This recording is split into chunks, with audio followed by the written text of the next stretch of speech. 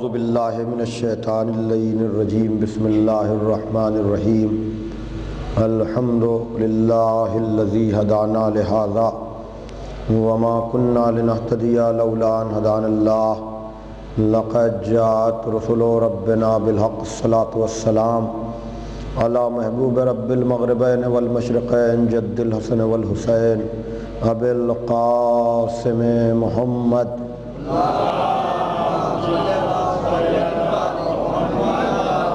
وعلی اہل بیتہ الطیبین الطاہرین المعصومین المظلومین ولعنۃ اللہ علی اعدائہم اجمعین من الآن الی یوم الدین اما بعد فقد قالت فاطمۃ الزہرا سلام اللہ علیہا بسم اللہ الرحمن الرحیم فجعل اللہ ایمانا تطہیرا لکم من الشرک والصلاة تنزیہا لکم عن الکبر والزکاة تزکیۃ للنفس والنمان فی الرزق والصیام تثبیتا للاخلاص والحج تشدیدا للدین والطاعتنا نظاما للملہ وامامتنا امانا من الفرقہ صلوات بھیجیے محمد وعلی محمد۔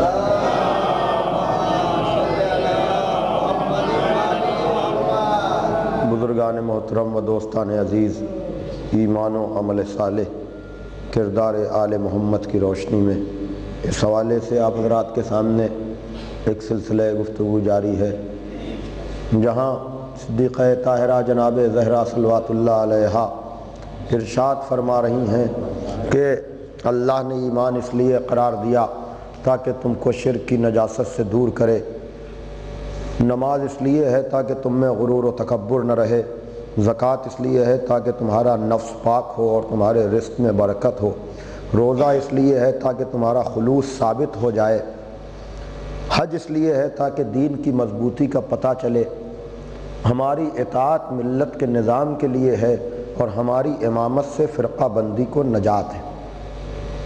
عزیزان محترم، بڑی تیزی کے ساتھ وقت گزر رہا ہے، ہم تقریباً اپنا آدھا سفر طے کر چکے ہیں، اس لیے کہ 8ویں محرم کے بعد فضائل کے لیے کم سے کم وقت رہے گا اور مصائب کو زیادہ سے زیادہ وقت دینا پڑے گا، تو آج اس اعتبار سے 5ویں محرم ہے، تو میں چاہوں گا کہ کسی حد تک اس بات کو سمیٹنے کی کوشش کی جائے۔ ایمان کے لیے میں نے عرض کیا بھی ہے کہ پورے سلسلے پر ایمان رکھنا ہے، جو بھی اللہ کی طرف سے آیا ہے ان ساری چیزوں پر ایمان رکھنا ہے۔ ایمان کا تعلق قلب سے ہے، دل سے ہے، یقین سے ہے، بھروسے سے ہے، لیکن اس ایمان کی کچھ علامتیں ہیں، اس لیے کہ ایمان دکھایا نہیں جا سکتا، کس کو کس چیز پر کتنا ایمان ہے خدا بہتر جانے، یا جو مومن ہے وہ جانے کہ وہ کس چیز پر کتنا ایمان رکھتا ہے۔ لفظوں سے اندازہ لگانا ایک مشکل مرحلہ ہے۔ اس مسئلے کو بھی حل کیا سرکار ولایت حضرت امیر المومنین علیہ الصلاۃ والسلام نے۔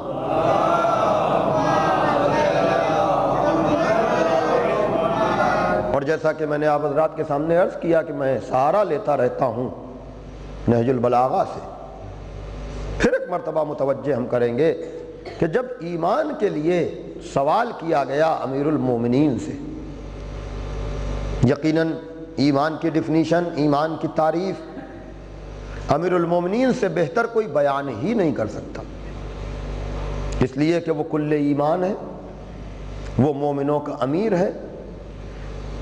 یہ نہج البلاغہ کا 3 جز آپ حضرات کے علم میں ہے کہ نہج البلاغہ کے 3 جز ہیں، خطبات، خطوط اور کلمات قصار، جن کو کلمات حکمت بھی کہتے ہیں، وہ چھوٹے چھوٹے حکیمانہ اقوال کہ جو اپنے اندر اخلاق، تہذیب، ادب اور بہت کچھ اپنے اندر سب لیے ہوئے ہیں۔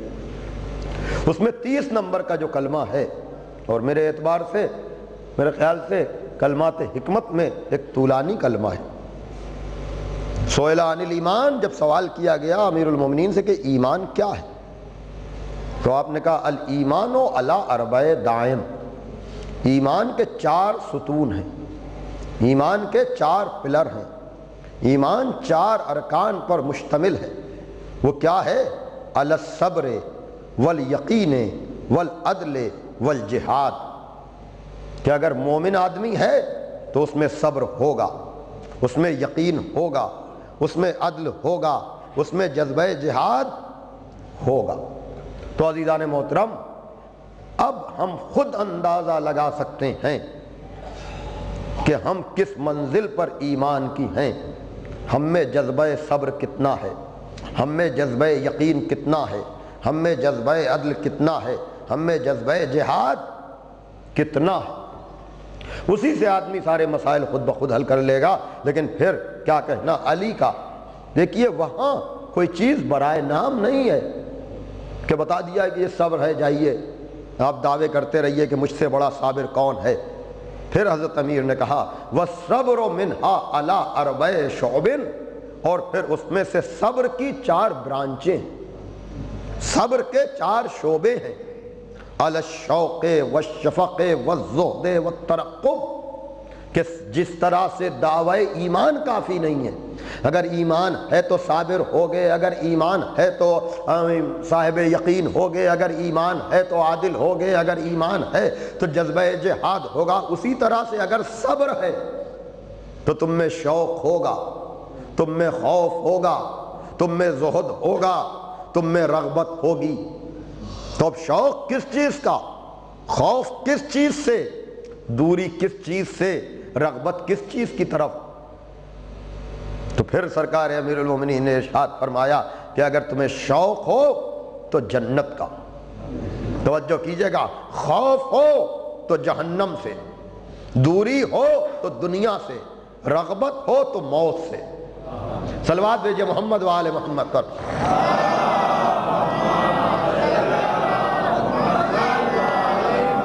میں نے پہلے بھی کہا، پھر گزارش کر رہا ہوں کہ میں امید کروں گا کہ میں جو حوالے دیتا ہوں میرے نوجوان دوست جا کر رجوع کریں گے ان حوالوں کی طرف اور دیکھیں گے، اندازہ لگائیں گے کہ امیر المومنین نے ایمان کو کس کس رخ سے بیان کیا ہے۔ اس لیے کہ عزیزان محترم یاد رکھیے گا، میں پھر کہہ رہا ہوں ایمان کو دکھایا نہیں جا سکتا ہے، لیکن جب وقت پڑتا ہے تب اندازہ ہوتا ہے کہ آدمی کتنا مومن ہے۔ ویسے تو ہر آدمی اللہ پر بھروسے کی بات کرتا ہے، ہر آدمی اللہ پر اعتبار کی بات کرتا ہے۔ اب جب مصیبتیں پڑے تب آدمی ایمان کا اظہار کرے، تب اندازہ ہوتا ہے اس کو دولت پر ایمان ہے، اس کو شہرت پر ایمان ہے، یا اس کو عہدے پر ایمان ہے، یا اس کو اس اللہ پر ایمان ہے کہ دولت کا دینے والا بھی وہی ہے، شہرت کا دینے والا بھی وہی ہے، عہدے کا دینے والا بھی وہی ہے۔ عزیزان محترم یاد رکھیے گا، امیر المومنین نے ایمان کو جس رخ سے بیان کیا ہے، اگر مجھے موقع ملا تو میں ہر شعبے کو واضح کرنے کی کوشش کروں گا، لیکن مجھے اندازہ ہے کہ دامن وقت میں اتنی گنجائش نہیں رہتی ہے اور نہ آئندہ کی مجلسوں میں اتنا موقع ملے گا۔ اس لیے کہ ابھی اسی موضوع کے تحت میں ضمناً ہو سکتا ہے نماز کا کوئی ذکر کروں، روزے کا ذکر کروں،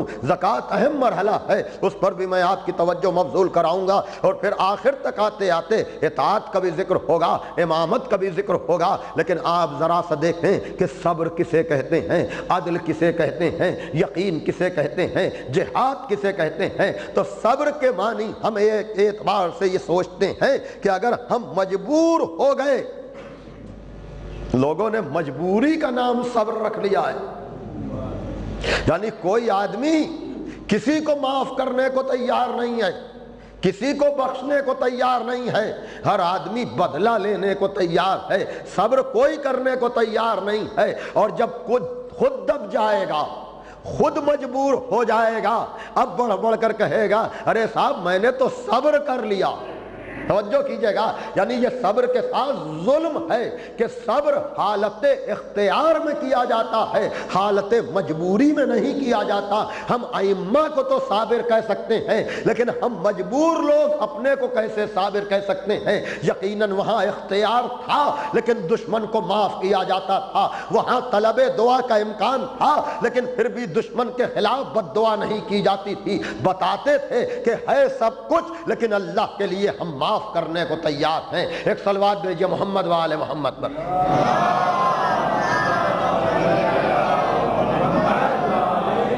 اور اسی لیے قرآن نے روزے کو بھی صبر کہا ہے۔ وَاسْتَعِینُوا بِالصَّبْرِ وَالصَّلَاةِ، نماز اور روزے سے اعانت طلب کرو۔ وہ لوگ جو یہ کہتے ہیں کہ اللہ کے علاوہ کسی سے مدد طلب نہ کی جائے، ان کے لیے یہ آیت دعوت فکر دے رہی ہے کہ اللہ تو کہے نماز سے مدد طلب کر لو، روزے سے مدد طلب کر لو، اور آپ فتویٰ دے رہے ہیں غیر اللہ سے مدد طلب نہ کرنا۔ بہرحال اس میں بھی جب مصداق کی بات آئی ہے اور تفسیر باطنی کی بات آئی ہے تو ایک سے مراد علی کو لیا گیا ہے، ایک سے مراد پیغمبر کو لیا گیا ہے، اس لیے کہ حقیقت نماز بغیر پیغمبر کے سمجھ میں نہیں آ سکتی، اور حقیقت روزہ بغیر علی کے سمجھ میں نہیں آ سکتا۔ توجہ کیجئے گا، تو صبر کو روزہ کہا ہے اس لیے کہ جو مظاہرہ صبر روزے میں ہوتا ہے وہ اور عبادتوں میں آپ کو نظر نہ آئے گا۔ میں نے کہا کہ روزہ نام ہے صبر کا، اور صبر نام ہے حالت اختیار کا۔ آپ مجھے بتائیں، دن بھر آپ جو کھاتے نہیں ہیں، جو آپ پیتے نہیں ہیں، جو کوئی چیز استعمال نہیں کرتے، کیا مجبور ہیں آپ کہ آپ کھا نہیں سکتے، پی نہیں سکتے، یا اور کام کر نہیں سکتے؟ یہ سب کچھ جو آپ ترک کرتے ہیں یہ حالت اختیار میں چھوڑتے ہیں یا مجبوری میں چھوڑتے ہیں؟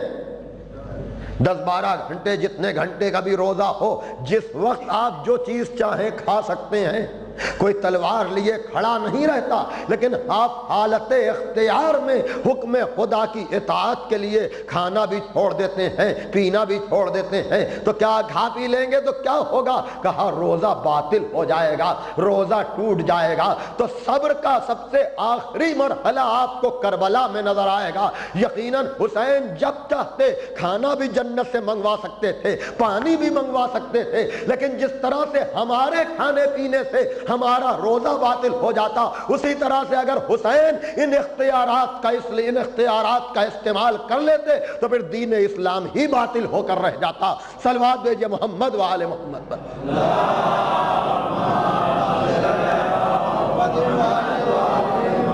جب اس شاعر نے آواز دی، شہزادہ گلریز رام پوری نے، کہ فرات خود در خیمہ کو چومتی گلریز، فرات خود در خیمہ کو چومتی گلریز، علی کا شیر مگر صبر کی کچھار میں تھا۔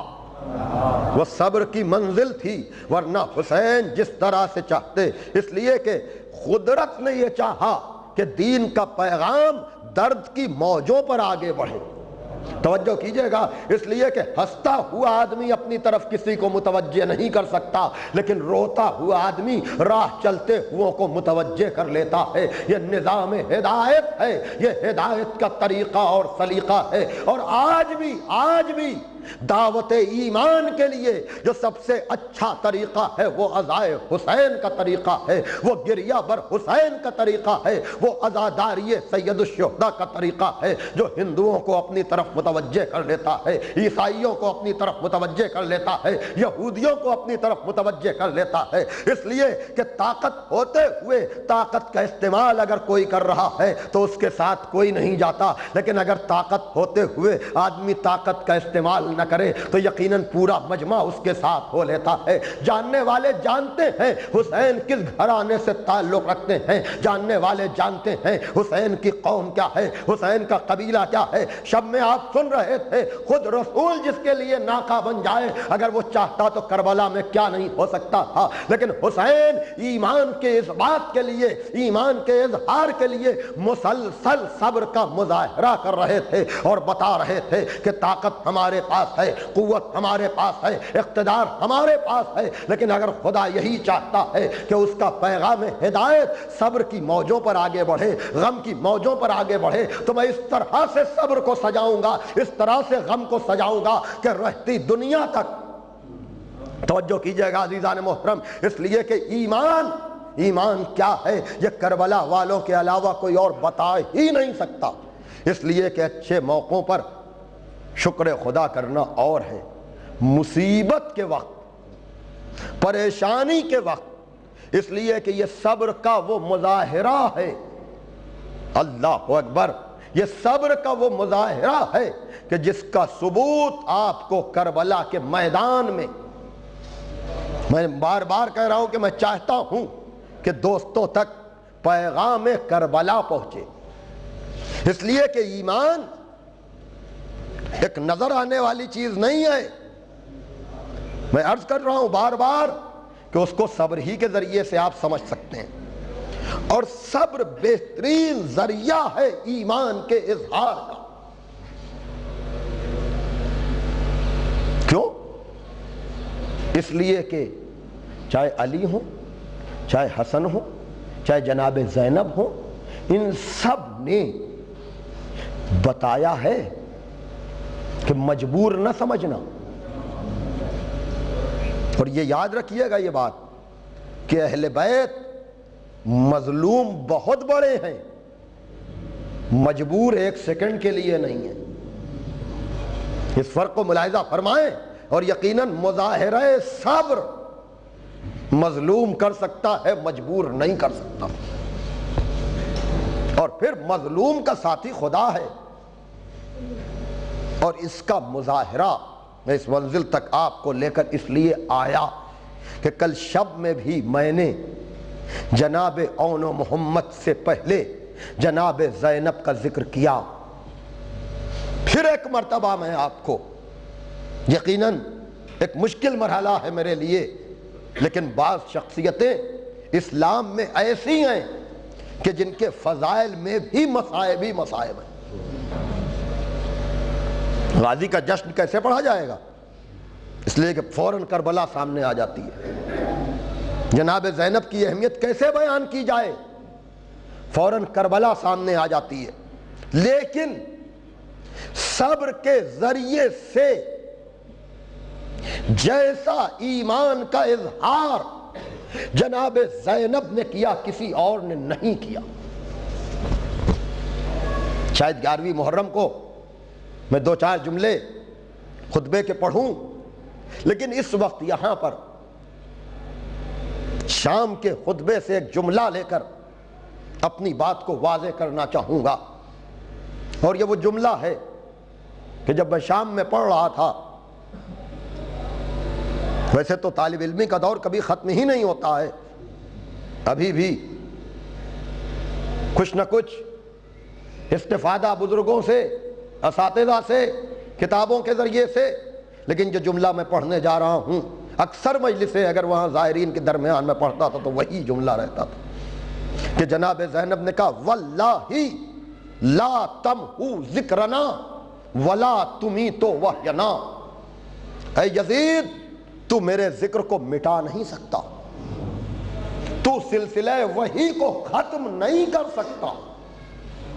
عزیزان محترم یاد رکھیے گا، میں 2 دن پہلے عرض کر چکا کہ نبی نے ایک خدا کو منوایا، ایک خدا کو پہچنوایا، لوگ نبی کے دشمن ہو گئے، نبی کو مارنے آئے، علی محافظ بنے تو علی کے دشمن ہو گئے، اسی بنیاد پر حسن کو زہر دیا، اسی بنیاد پر حسین کو گھیر کر مارا۔ لیکن یہ لوگ جو سب کچھ کر رہے تھے یہ اللہ ہی کے بھروسے پر تو کر رہے تھے۔ توجہ کیجئے، دیکھیے ایمان کی کس منزل کو میں واضح کرنا چاہ رہا ہوں۔ اللہ ہی کے لیے تو سب کچھ کر رہے تھے، یہ پیغمبر جو پتھر کھا رہے ہیں اللہ ہی کے لیے، تو جو کانٹوں پر چل رہے ہیں اللہ ہی کے لیے، تو اعلائے کلمت الحق ہی کے لیے تو مسلمانوں کا نبی ساری مصیبتیں برداشت کرتا رہا۔ یہ جنگوں میں کیوں گئے پیغمبر؟ کیا ذاتی کوئی جھگڑا تھا؟ لا الہ الا اللہ ہی کا تو مسئلہ تھا، لیکن نبی میدان میں گئے، خدا پر بھروسے کا اظہار کیا، لیکن اپنے ذکر کی کوئی بات نہیں کی۔ توجہ کیجئے گا، علی نے جام شہادت نوش کیا لیکن اپنے ذکر کی کوئی بات نہیں کی۔ توجہ کیجئے گا، ہمیشہ کیا کہا کہ معبود میں کامیاب جا رہا ہوں۔ جناب زہرا کے پہلو پہ جلتا ہوا دروازہ گرایا گیا، لیکن خدا پر بھروسے کا اظہار ہوتا رہا۔ امام حسن نے زہر کا پیالہ پی لیا، امام حسین نے سارا گھر اپنا جا کر کربلا میں قربان کر دیا۔ کس لیے؟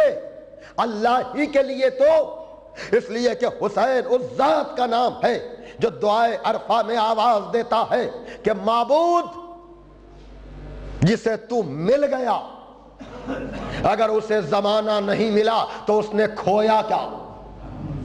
اور جسے تو نہیں ملا اسے دنیا کے خزانے مل گئے تو اس نے پایا کیا؟ تو جو کر رہے ہیں ایمان کی منزل کیا ہے؟ لیکن جناب زینب نے دربار یزید میں جا کر کہا،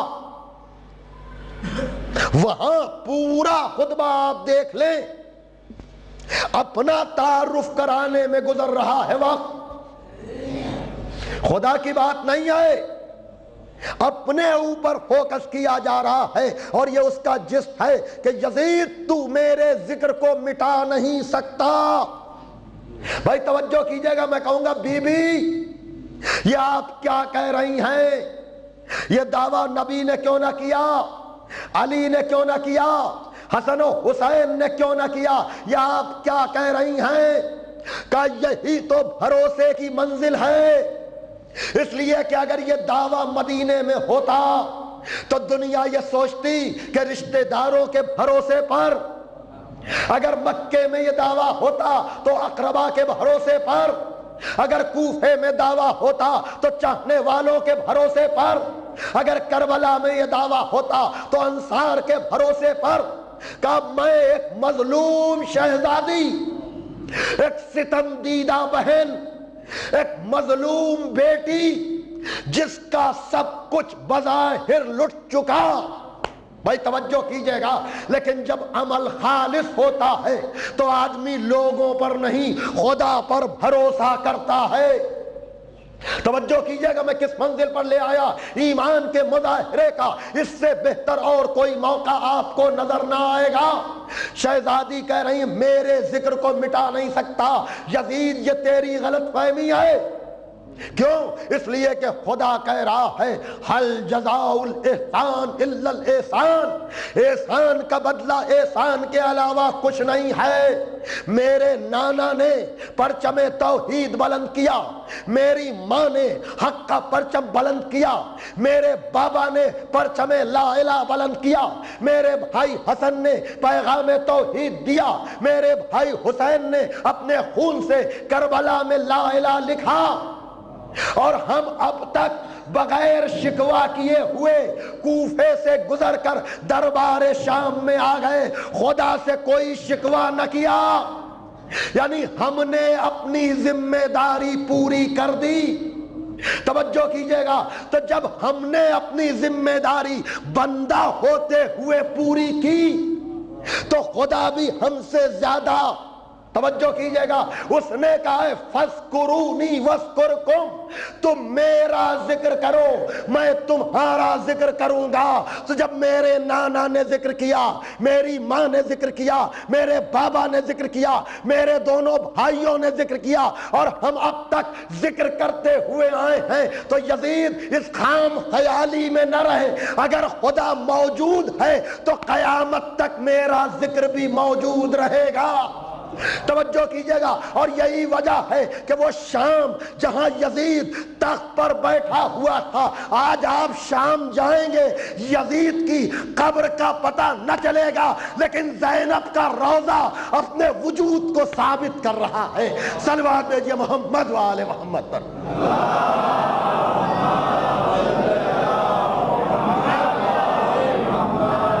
سب مل کر صلوات بھیج دیں آپ محمد و آل محمد پر۔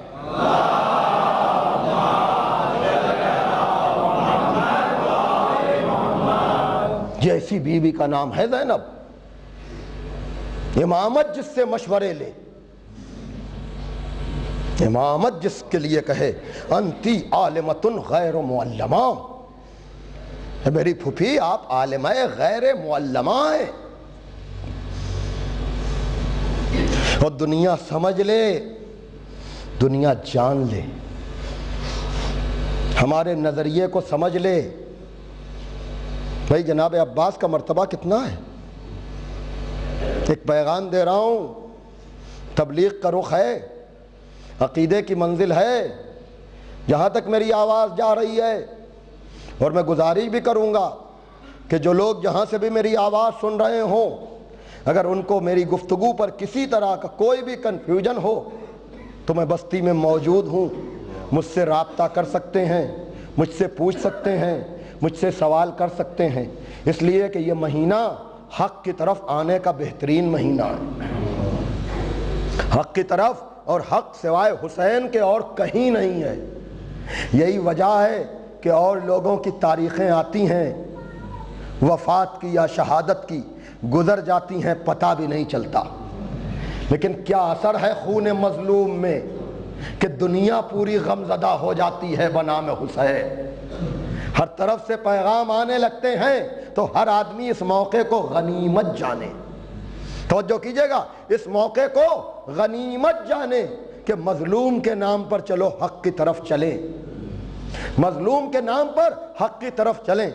ہمارا مذہب مذہب اہل بیت ہے، لیکن بڑا نازک مذہب ہے، یہاں گھٹنا بھی قیامت ہے، بڑھنا بھی قیامت ہے، یہاں نہ گھٹایا جاتا ہے نہ بڑھایا جاتا ہے، یہاں راہ اعتدال ہے، عدل کی راہ ہے، الامر بین الامرین ہے، نہ جبر ہے نہ تفویض ہے، نہ اختیار کل ہے نہ مجبور محض ہے، توجہ کیجئے گا، نہ دونوں پیر اٹھا سکتا ہے آدمی گر جائے گا، نہ ایک پیر پر کھڑے ہونے پر پابندی ہے، توجہ کیجئے گا۔ عادل کی منزل پر میں واضح کروں گا، لیکن اس وقت اشارے جاننے والوں کے لیے دیکھیے، جناب زینب کی منزل ہے، جناب عباس کا مرتبہ ہے، لیکن ان ساری عظمتوں کے اقرار کے باوجود اگر کوئی ہم سے کہے کہ ان دو کو اتنی عظمت کے قائل ہو 14 میں شامل کر لو،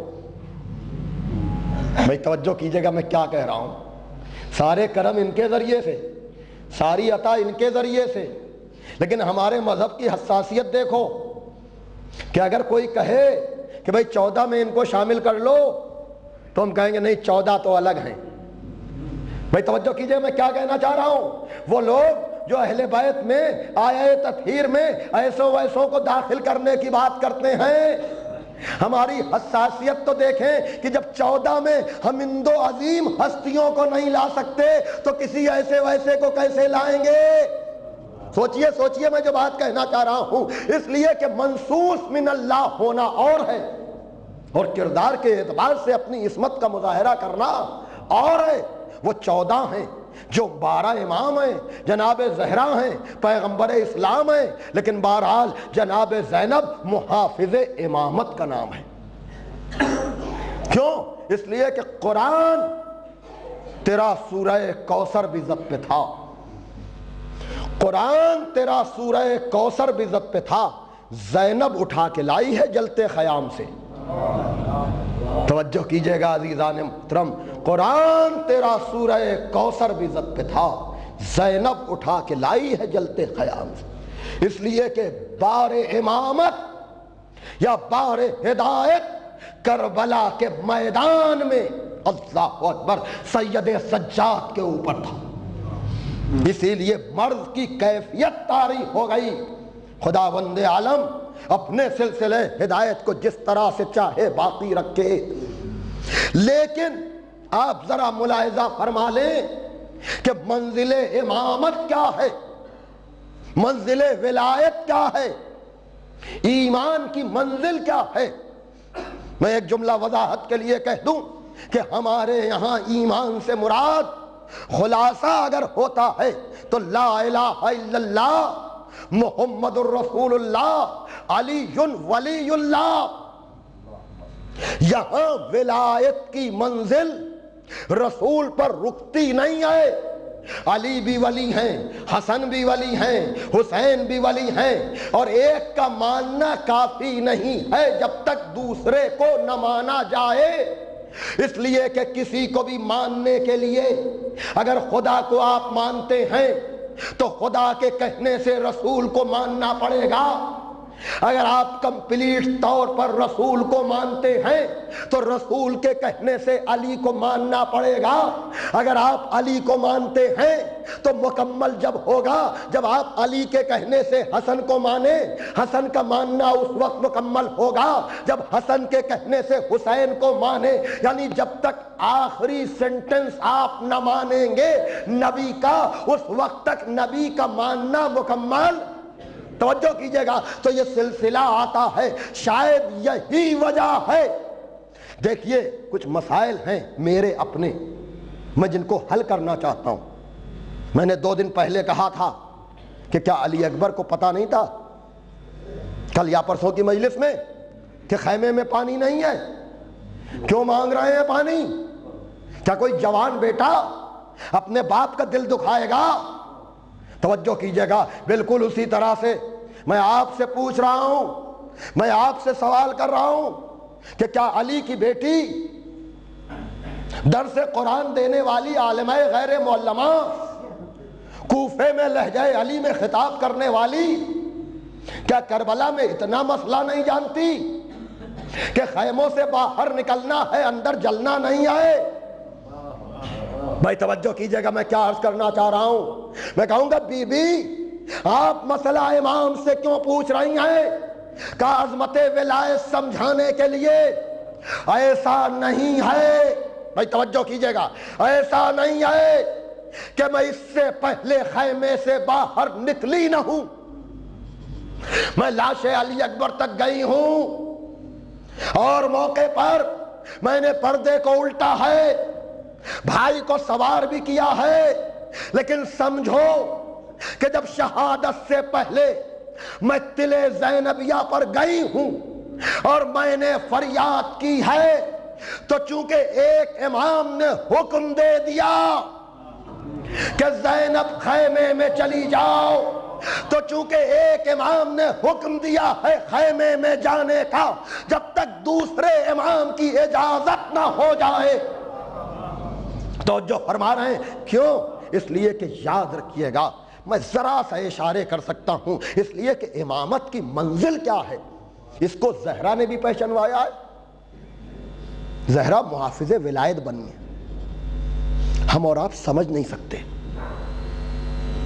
لیکن ایمان کی منزل میں محفوظ کر لیجئے، شاید کبھی سمجھ میں آئے کہ اگر کائنات سے امام ہٹ جائے نا، پہلے بھی میں نے کہا ہے، تو پھر آسمان زمین پر آ جائے۔ جیسے سورج کی اہمیت ہے، جیسے چاند کی اہمیت ہے، جیسے ستاروں کی اہمیت ہے، جیسے کشش ہے، جیسے اور ساری چیزیں ہیں، اسی طرح سے روحانی طور پر امامت کا دخل ہے خلقت کائنات میں۔ توجہ کیجئے گا، میں اس سے زیادہ وضاحت نہیں کر سکتا۔ اس لیے امامت ایک ایسی اہم چیز ہے کہ جس کے لیے سب کچھ قربان ہو سکتا ہے۔ اس لیے کہ اگر نظریہ امامت صحیح ہے تو نظریہ رسالت صحیح رہے گا، نظریہ توحید صحیح رہے گا۔ اگر اس کو ہٹا لیا جائے گا تو نہ رسالت سمجھ میں آئے گی نہ توحید سمجھ میں آئے گی۔ دیکھیے جناب زینب جانتی ہیں کہ سید سجاد برداشت کر سکتے ہیں باپ کے سر کو نوکے نیزہ پر، حسین جانتے ہیں کہ زینب مجھ کو کتنا چاہتی ہے۔ دیکھیے کس منزل پر میں آپ کو لے آیا۔ یقیناً کسی شہید کی شہادت میں نہیں پڑھ رہا ہوں، لیکن جو پیغام مصائب کے ظرف میں رکھ کر میں پیش کرنا چاہ رہا ہوں، اس لیے کہ کتنے ایسے موقع آئے کربلا سے شام تک کہ جب زینب نے سب کو سنبھالا، لیکن کچھ موقع ایسے بھی آئے جب سجاد نے سنبھالا ہے۔ توجہ کر رہے ہیں کہ نہیں؟ یہی وہ منزل بھی ہے کہ حسین نے جو زینب کو خیمے میں بھیجا ہے، حسین جانتے ہیں بہن برداشت نہ کر پائے گی، اس لیے کہ تاریخ امامت میں جو اب ہونے جا رہا ہے وہ کبھی نہیں ہوا۔ آپ کیا سمجھتے ہیں حسین کا سر تن سے جدا ہو جانا کسی نبی کے ساتھ ایسا نہیں ہوا؟ اور پھر نوکے نیزہ پر، اسی لیے وہاں کہا جا رہا ہے خیمے کا پردہ ہٹا دیجئے، یعنی پہلا منظر جو دیکھا ہے وہ زینب نے نہیں، وہ سجاد نے دیکھا ہے۔ اس لیے کہ پہلی نظر آسان نہیں ہے، شاید اسی لیے خیمے میں بھیج دیا تھا کہ زینب خیمے میں چلی جاؤ، اب قیامت کا وقت آ رہا ہے۔ اب دوسری منزل کیا ہے؟ بس عزیزو پھر کبھی تفصیل میں سناؤں گا، اس وقت اتنا سن لیجئے کہ زینب کو بے ردا دیکھنا آسان نہیں ہے۔ اللہ اکبر۔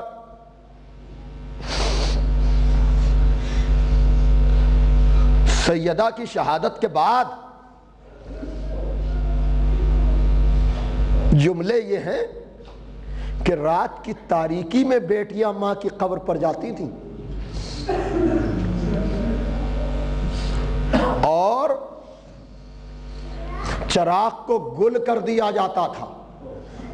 میں صرف اشارے کر کے مجلس تمام کر دوں گا، کبھی تنہائی میں بیٹھ کر سوچئے گا اور روئیے گا۔ 21ویں رمضان 19ویں رمضان کی صبح چاہنے والوں کو واپس کر دیا گیا کہ کہیں رونے اور گریے اور فغاں کی آواز عصر عاشور کہا زینب خیمے میں چلی جاؤ زینب، اس لیے کہ کٹتا ہوا سر کٹتا ہوا گلا تم نہ دیکھ پاؤ گی میری بہن۔ لیکن اللہ اکبر، سید سجاد موقع شاید نہ مل پائے۔ آپ کو پتا ہے جب عاشور کی شب حسین اپنے اصحاب سے گفتگو کر رہے تھے، علامہ طالب جوہری صاحب قبلے کے جملے ہیں کہ سید سجاد آئے ہیں اور کہا ہے کہ بابا اصحاب کو ذرا سا دور کر دیجئے۔ لیکن میں کہوں گا سید سجاد آج تو آپ دور کر رہے ہیں۔ انتہائی ہے کہ عباس بڑی برداشت والی ذات ہے نا، سب کے سر نوکے نیزہ پر رکتے تھے لیکن عباس کا سر نہیں رکتا تھا۔ جب کسی نے پوچھا تو جواب دیا مدینے سے چلا تھا، زینب کے پردے کی ذمہ داری لی تھی، زینب کو بے ردا۔ میں کہوں گا یا علی نجف سے چلیے، مولا حسین کربلا سے چلیے، عباس شجاعت کا مظاہرہ کیجئے، بیمار امام۔ جزاکم ربکم۔ میں نے کہا میں اشاروں میں خالی بات کروں گا۔ دیکھیے ہر موقع پر جناب زینب نے مظاہرہ صبر کیا ہے، لیکن جب دربار میں جانے کی بات آئی ہے تو زینب نے بیویوں کو جمع کر لیا تھا، لیکن یہی امامت کی منزل ہے۔ اور حفظ مراتب تو آپ دیکھیں، تمام ہو رہی ہے مجلس کہ اب کربلا میں تو زینب نے پوچھا تھا کہ میرے لال کیا کرے، تو امام نے حکم شریعت بیان کر دیا، لیکن اب یہاں زینب پوچھ نہیں رہی ہیں، بیویوں کو جمع کر رہی ہیں، بھتیجا پھوپھی سے کیا کہے۔ ایک مرتبہ بابا کے سر سے اشاروں میں گفتگو کی، کہا بابا میں تو جانے کو تیار ہوں لیکن بہن کو آپ سمجھائیے۔ پتہ نہیں باپ اور بیٹے میں کیسی گفتگو ہوئی، حسین کی آنکھوں سے آنسو جاری ہو گئے۔ کہا پھوپھی اماں دعا بعد میں کیجئے گا، پہلے ذرا بابا کو دیکھ لیجئے۔ اب جو زینب نے دیکھا حسین زارو قطار رو رہے ہیں، اپنے غم بھول گئی۔ کہا بھیا کیا عباس یاد آ گئے، کیا علی اکبر یاد آ گئے، کیا انہوں محمد یاد آ گئے۔ کہا زینب وقت پر دعا نہیں ہے، وقت صبر ہے، دربار میں چلی جاؤ، آگے آگے سجاد۔ جزاکم ربکم۔ چلے تو گئے زینب کو لے کر، کلثوم کو لے کر، لیکن ساری زندگی جو منظر رلاتا رہا۔ عزادارو شاید اسی لیے، آخری جملے سن لیں، شاید اسی لیے کربلا کے 72 کے غم کا دورانیہ 10 دن کا ہے اور اسیروں کا دورانیہ 2 مہینے کا ہے۔ اس لیے کہ یاد رکھیے گا، ارے شہادت تو ان کے گھر کی میراث ہے۔ سید سجاد کے لیے کیا باپ کی جدائی ہلکی ہے؟ ابھی سارے مصائب آپ سنیں گے. اون محمد کا کل ذکر سنا, آج جناب علی اکبر کا ذکر سنیں گے, کل علی اصغر کا ذکر سنیں گے. عاشور تک آتے آتے ارے حسین کی شہادت کتنی بڑی شہادت ہے, لیکن سید سجاد نے زینب کے ساتھ جو کیا وہ کوئی نہ کر سکا. یہی وجہ تھی سب کچھ کے بعد جب کوئی پوچھتا تھا سب سے زیادہ مصیبت کہاں پڑی, کربلا بلا دیتے تھے, رو کر کہتے تھے شام شام, جہاں کرسی نشینوں کا مجمع, رسول زادیاں بے ردا. الا لعنت اللہ علی القوم الظالمین, سیعلم الذین ظلموا ای منقلب ینقلبون. پروردگارہ ہماری اس مختصر سی عبادت کو شرف قبولیت عطا فرما. پروردگار عالم, وہ دین, وہ شریعت, وہ ایمان جو جناب زینب نے اپنی نسل کو قربان کر کے بچایا ہے, ہمیں اس ایمان میں کامل فرما. ہمیں عملی طور پر سیرت محمد وآل محمد علیہ السلام پر چلنے کی توفیق عطا فرما. ہمارے گناہان کبیرہ اور صغیرہ کو معاف کر دے, ہمارے مرحومین کے گناہان کبیرہ اور صغیرہ کو معاف کر دے.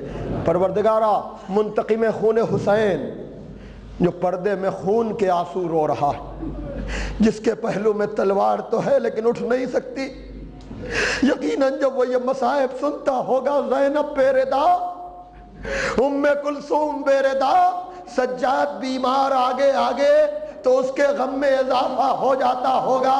اس کی بارگاہ میں اس پرسے کو شرف قبولیت عطا فرما. پروردگار, زمانہ ظلم سے بھرتا جا رہا ہے, اس نظام عدل قائم کرنے والے کے ظہور میں تعجیل فرما, اور ہم گنہگاروں کو اس لائق بنا دے کہ ہمارا شمار بھی ان کے انصار و آوان میں ہو سکے. اللہم تقبل منا انکا انت السمیع العلیم. ماتم حسین.